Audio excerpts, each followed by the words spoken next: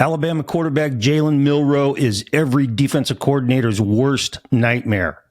Today I'm going to analyze Milroe's game. I'm going to tell you the reasons why defensive coordinators fear him, and I'm going to break down his performance against Wisconsin this past weekend. This is QB Unfiltered, my take.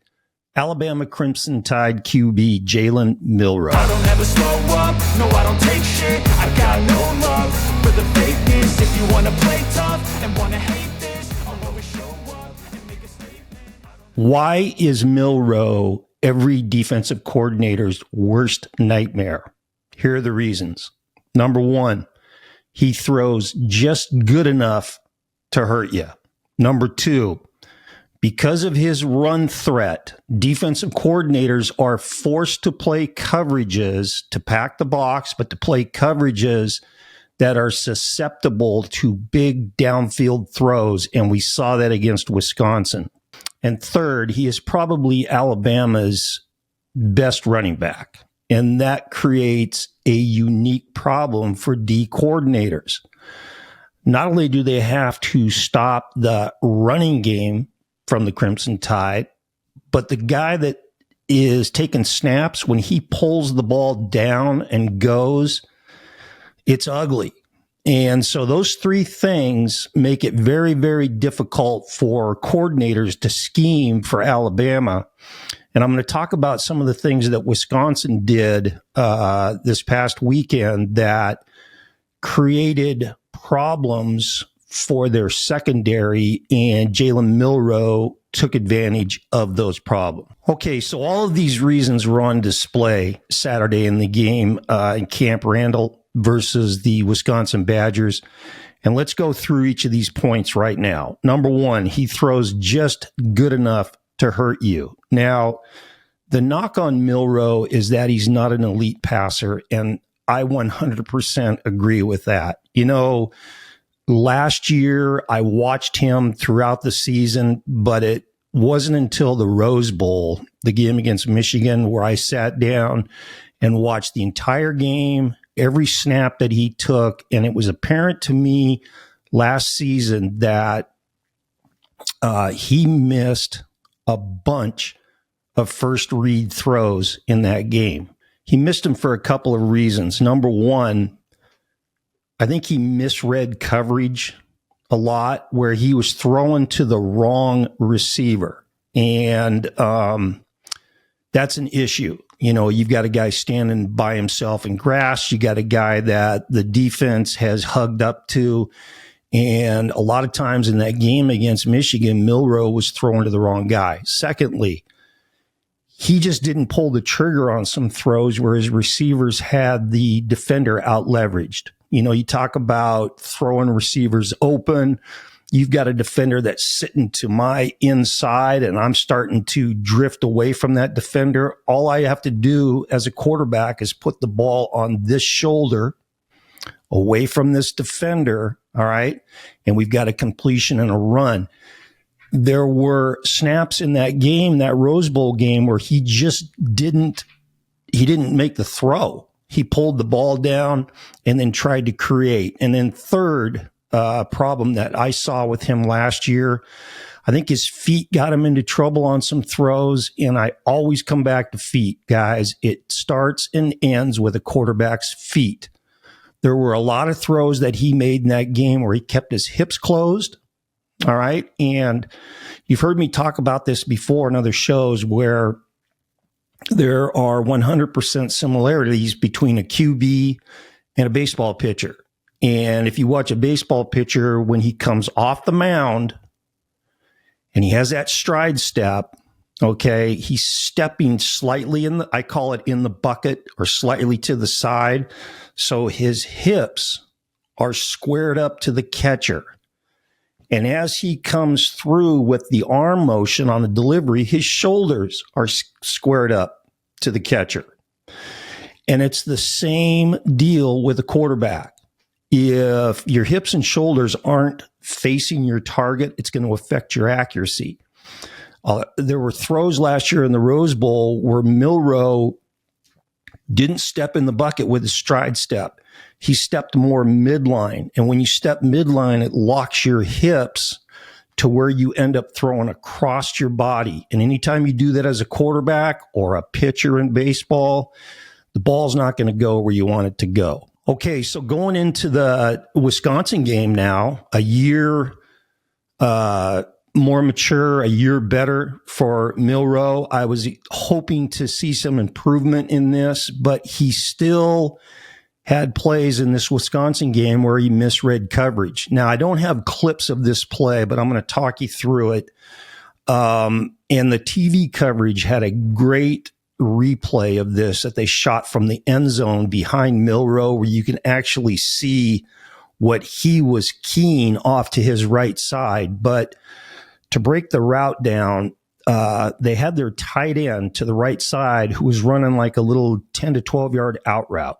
And then they had a flat route underneath him. And Wisconsin was sitting in zone coverage where Milroe just has to read that flat defender. If he sucks up on the flat route, he throws the out to the tight end. If that guy gets depth underneath the out route, the flat route standing all by himself. Well, on the replay of this, because Milroe threw it to the flat route, on the replay where the camera is behind him and you can see what he is looking at, that flat defender comes up on the flat route. The tight end is going to be wide open, but Milroe threw the flat route. All right. Now, it was a good thing he did that because Alabama's tight end on his outcut broke off the wrong foot and fell on his ass. So, that took that thing out of the equation right now. But Milroe made the decision to throw the ball to the flat route before the tight end fell on his ass. So that's an example of what I'm talking about when your quarterback now is reading conflict players. Conflict, okay? You put a defensive guy in conflict, which means you've got a guy outside of him and inside of him, and whichever way that guy goes, the quarterback throws the other way. Or you got a guy behind him and a guy in front of him, and whichever way that defender goes, the quarterback throws the other way. I thought that Jalen Milroe struggled with this last year in the Rose Bowl. I thought he made some of the same mistakes Saturday against Wisconsin. And then misfiring on throws. So, I heard Joel Klatt, who I think does a really damn good job with the analysis and on the TV broadcast. He talked about Jalen Milroe is a really good downfield thrower, but the knock on him is intermediate to short throws. And when you go back and look at this game and the balls that were throwing, incompletion, misfires, whatever, just go back and look at a lot of those throws.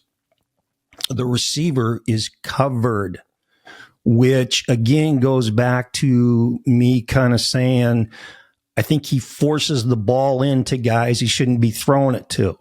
And so that was an issue in this game as well. Okay, number 2, because of the run threat that he poses in Alabama's run game, defenses are forced to line up in coverages that are susceptible to big downfield throws. All 3 of Milroe's touchdown passes in this game versus Wisconsin were on downfield throws that took advantage of the coverage structure. Notice what Wisconsin came in and played Alabama in. One high, okay? One high, which means they committed 6 guys to the box to obviously help in the run game, but they played one high and they mixed it up between cover 1, which is man free, and cover 3, which is zone. And I'm telling you right now, if you see a defense, doesn't matter if it's high school, college, or NFL, that lines up and plays cover 3 against you, they have no respect for your passing game. Cover 3 is the worst coverage that you can possibly play against a team that knows what they're doing throwing the ball. So the fact that Wisconsin did play some cover 3 is really shocking to me. And, there's a couple things that go into them playing that one high coverage.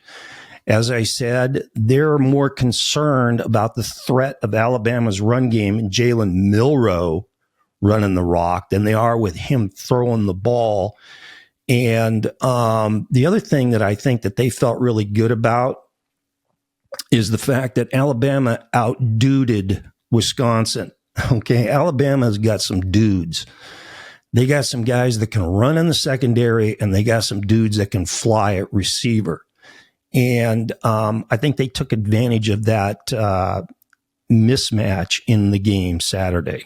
Okay, so let's take a look at the throws now that Milroe made in this game and how it took advantage of Wisconsin's coverage structure. The first touchdown pass was what I call a Steve Spurrier special. Spurrier did this in the 90s running the fun and gun at the University of Florida, where when he got man coverage, and he had a bunch of different combinations on how to do this, but when he got man coverage, he would take his receivers and use them as decoys and just removal guys, meaning they remove themselves and their defender out of the picture. For example, running a two-step stop route or a little hitch route, and then stop and suck up the cornerback or suck up the slot defender. And then he would play isolation one-on-one routes with the guy he wanted to get the ball to and attacking defensive personnel on the other side. So what Alabama did on the first touchdown was their outside receiver to the right ran a hitch route, and that was just that was a soak him up route, meaning he's going to soak that corner up and get him out of the way so that Milroe doesn't have anything to worry about with the outside receiver or the corner. And it's strictly a one-on-one game now with the slot receiver running in a fade, outside release fade against the slot defender. And Alabama's slot guy can frickin' fly. And this was pitch and catch, and it was easy. Okay, Milroe threw a great ball, dropped it right in the bucket, touchdown. That was an isolation throw, no read involved in it. It was take your drop, get the ball out, put enough air under it to where, you don't have to be exactly 100% perfect, and then just drop it in the bucket, and he did. It was a really good throw. Okay, the second touchdown pass was another isolation throw. It was a post corner by the outside receiver to the left. Now, Wisconsin's playing cover one here, and they really did their cornerback a disservice by playing him 8 yards off. I understand that you've got to respect speed at the receiver position. I understand that. But anytime you've got a corner that's lined up that far off playing man-to-man, he's given that receiver an unobstructed release to get into his stem going full speed as this corner sort of flat-footing it or, shuffling, backpedaling. This receiver now is going full speed, and he's eating that guy's cushion up, and that corner's going, oh, shit. Now, the receiver ran a great route. Okay, you got to the top of his stem, and you can do anything you want with the cornerback at this point. And he jabbed and nodded to the post, and that guy turned his hips. The corner turned his hips to the inside to drive on that post, and it was over as soon as he did that. All that receiver did was make sure he swatted hands, if there were any hands, with that cornerback, and then he went back out on the corner route and was all over with. Now, Milroe, this is the best throw I've seen him make in the 2 years that I've watched him. The ball leaves his hand before that receiver starts to break out to the corner route. It's great anticipation.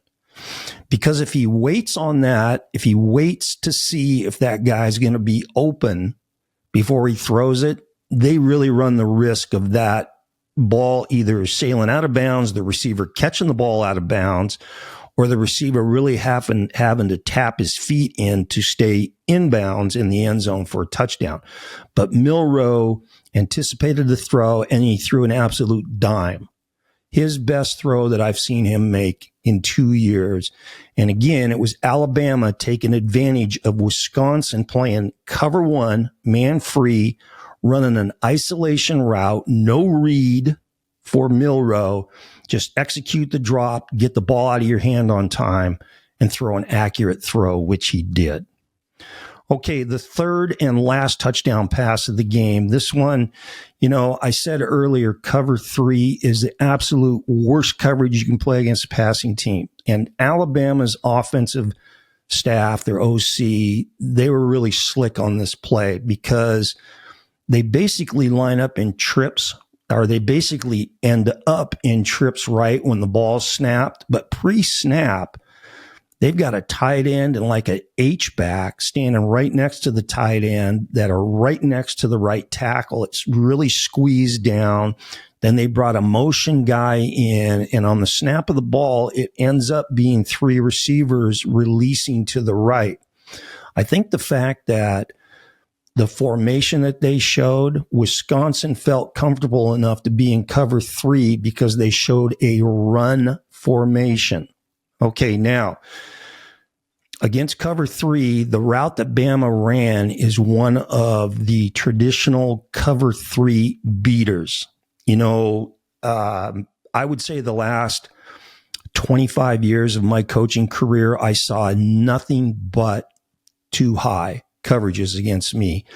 There were a couple of teams, for whatever reason, that would come in and play us in cover 3. And when they did that, our quarterbacks got a big smile on their face because it was going to be ugly. But when we saw cover 3, the route that Alabama ran was one of the routes that we ran for sure early in the game. And it's really an easy pitch and catch for the QB. And in most cases, it's a touchdown, and it was Saturday. So what Alabama does here on the snap of the ball is they're running 2 seam verticals, but watch what this tight end or the H-back does on what I call a diagonal vertical, meaning he's crossing the face of the free safety and working to the opposite hash. And then the other receiver here is going down the hash, and all he has to do is not get jammed up with the slot defender, and he's running free, because when you run this route with that diagonal vertical, that free safety is going to sink with the guy crossing his face. And now the other receiver should be running all by himself down the hash. And that's exactly what Alabama did. Now, the one question mark I had on this was where Milroe's eyes were on the snap of the ball. It was like he was looking and keying to the left. He shouldn't be doing any type of a look off on that free safety, because the free safety is the guy that you need to be keying. Okay. Because as soon as that free safety starts to slide with a diagonal vertical, that ball is out right now to that hash vertical going down the seam to the right. And Milroe's a little late getting the ball out of his hand here. Okay. But to prove my point on how porous and how big of gaps and patches of grass cover 3 give offensive passing attacks, look how open that guy is when he catches the football. And this is an easy pitch and catch. Well done by Milroe, but really well done by Alabama's offensive staff, I think, into suckering Wisconsin into playing cover 3. Okay, number 3 point, Milroe is probably Alabama's best running back. And so when he runs the football, he is a major weapon. This one right here has got to keep DCs up at night, because Alabama, they do a good job of running called QB runs where they get linemen out in front of him, pin and pull type situations. And they get him outside with a guy, a offensive lineman or 2 in front of him blocking. They do a good job with that. But it's the inside zone that's a nightmare for D coordinators. So when Bama's running inside zone, let's say they're running it to the left, that defensive end to Alabama's right, the guy that's lined up over their right tackle, he's in a bind. He's the conflict guy. He's the guy that Milroe is reading. If that guy crashes down, squeezes down to take away the cutback for the running back, Milroe's pulling the ball and he's off. And when he pulls it and that guy chases down to take cutback away, there is a freeway for Milroe to run, and he's really going to gash you on that.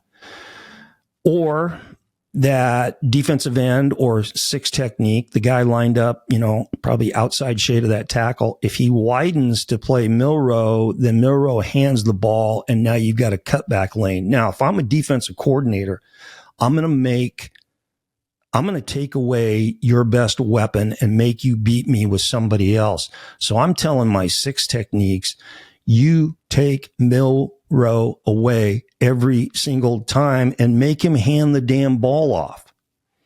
Okay? If we're going to get beat, we're going to get beat by their running back. And if he makes a cutback, he does it. But I know for sure if we squeeze down to take the back, Milroe's pulling it. And it's ugly when that happens. And that is the conundrum that these D coordinators have.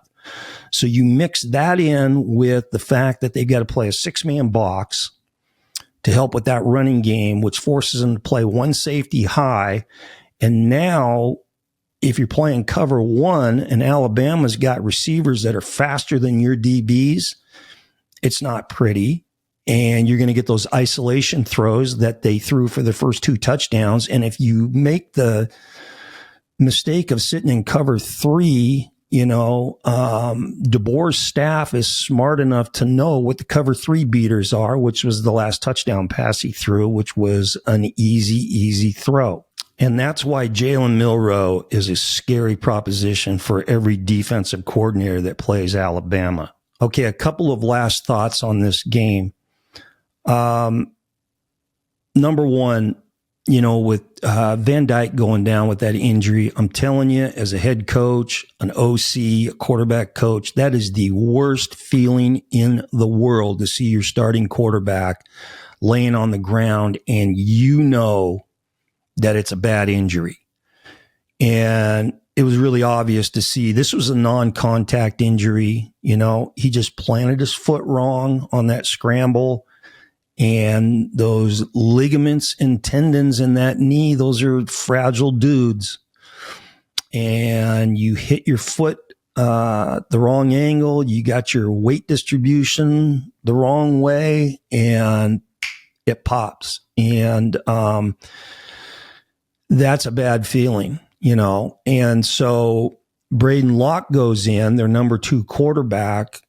And very, very obvious when he went in the game, he was nervous, unsure, saucer-eyed, his body language, his facial expressions. And as a coach, you just hope that he sort of gets into the flow of the game. He gets popped a couple times.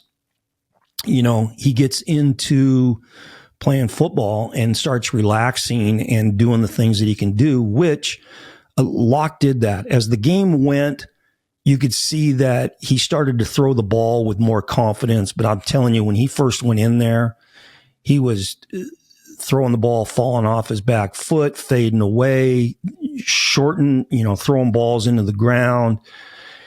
It was not a pretty thing to watch.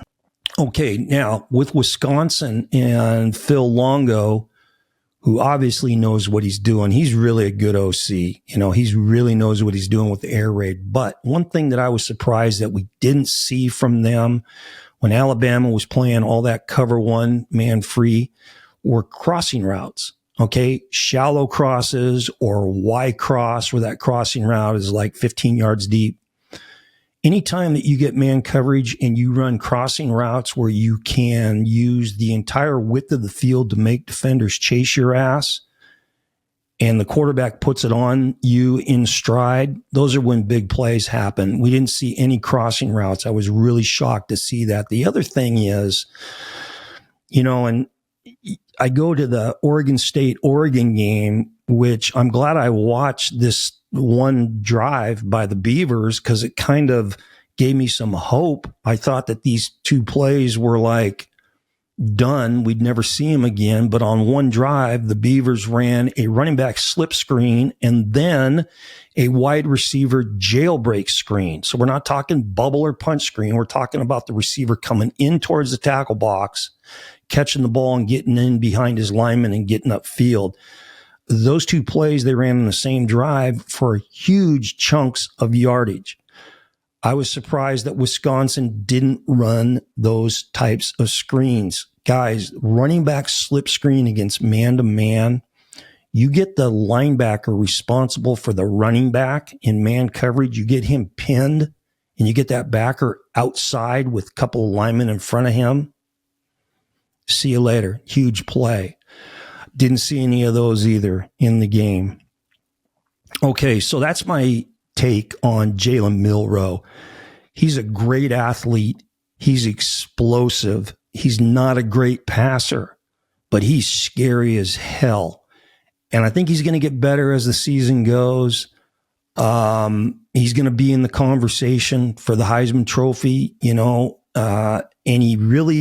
his game really forces defensive coaches to make decisions scheme-wise, which he can definitely take advantage of with his legs, but he can also take advantage in the passing game versus man coverage with those isolation routes. Okay, if you like today's show, please hit that like button. If you enjoy my take on what is the absolute toughest position to play in all sports, the quarterback position, then subscribe to the channel QB Unfiltered. Thank you for the support. Drop a comment down below. Let me know what you think about Jalen Milroe and the Tide moving forward. And be on the lookout for one of my next My Takes where I'm going to go back and talk about Oregon's quarterback, Dylan Gabriel, the talented left-hander out there in Eugene. I did a show on him before the season started when he first transferred in to Oregon. Man, I really like this guy. And so that show's coming up here shortly. Okay, this is QB Unfiltered. And remember, always throw the ball short to guys who can score. See ya. I got no love for the fakeness. If you wanna play tough and wanna hate this, I'll always show up.